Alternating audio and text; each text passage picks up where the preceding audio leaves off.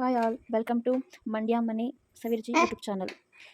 ಈ ವಿಡಿಯೋದಲ್ಲಿ ಸಿಂಪಲ್ ಆಗಿ ಪಟಾಪಟ್ ಅಂತ ಸೋಯಾ ಚಂಕ್ಸ್ ವೆಜ್ ಪಲಾವ್ ಮಾಡೋದು ಹೇಗೆ ನೋಡ್ಕೊಂಬರೋಣ ಬನ್ನಿ. ಮೊದಲಿಗೆ ಒಂದು ಮಿಕ್ಸಿ ಜಾರ್ ತೊಗೊಳ್ಳಿ.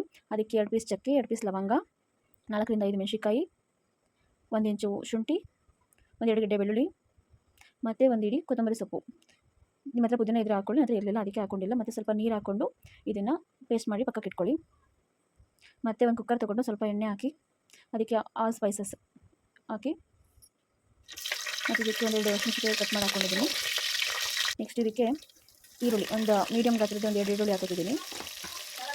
ನೆಕ್ಸ್ಟ್ ಸ್ವಲ್ಪ ಬಾಡಿಸ್ಕೊಂಡು ಮತ್ತೆ ನೆನೆ ಹಾಕಿದ್ದ ಬಟಾಣಿ ಹಾಕೋತಿದ್ದೀನಿ.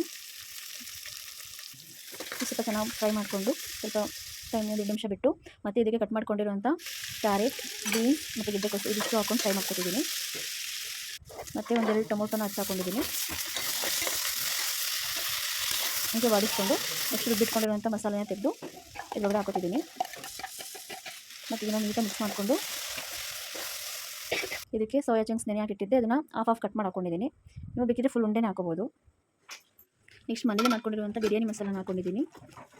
ಮತ್ತು ಈ ಅಳತೆನಲ್ಲಿ 2 ಲೋಟ ಅಕ್ಕಿ ತೊಗೊಂಡಿದ್ದೀನಿ. 2 ಲೋಟ ಅಕ್ಕಿಗೆ 4 ಲೋಟ ನೀರು ಹಾಕ್ತೀನಿ. ಮತ್ತು ರುಚಿಗೆ ತಕ್ಕಷ್ಟು ಉಪ್ಪು ಹಾಕಿ ಮಿಕ್ಸ್ ಮಾಡಿ ನೀರು 2 ಲೋಟ ಅಕ್ಕಿಗೆ 4 ಲೋಟ ನೀರು ನೀವು ನೋಡಿ ಹಾಕ್ಕೊಳ್ಳಿ. ಕುಕ್ಕರಲ್ಲಿ ಮಾಡೋದ್ರಿಂದ ಸಾಕು. ಮತ್ತು ಅಕ್ಕಿನ ತೊಳೆದು ಇದಕ್ಕೆ ಹಾಕೋತಿದ್ದೀನಿ. ಅರ್ಧ ಹೋಳು ನಿಂಬೆಹಣ್ಣು ತೆಗೊಂಡು ಹಾಕ್ತಿದ್ದೀನಿ. ನೆಕ್ಸ್ಟ್ ಅಷ್ಟೇ ಇದನ್ನೆಲ್ಲ ನೀಟಾಗಿ ಮಿಕ್ಸ್ ಮಾಡಿ 1 ಅಥವಾ 2 ವಿಷಲ್ ಹಾಕ್ಸ್ಕೊಳ್ಳಿ.